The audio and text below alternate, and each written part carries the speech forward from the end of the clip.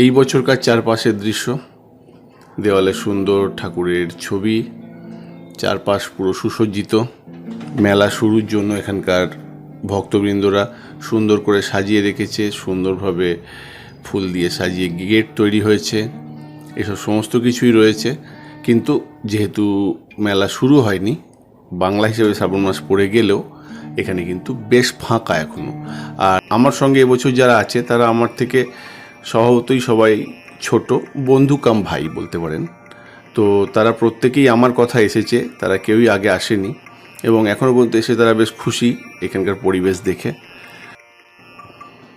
এই হচ্ছে সেই টিম বা সেই ব্যাটালিয়ান যারা রাত জেগে বাবা দর্শন করতে এসছে। এবার প্রবেশ করতে চলেছি সেই প্রাচীন গুহা। আগেও বলেছি, যা কথিত আছে দেবশিল্পী বিশ্বকর্মা নাকি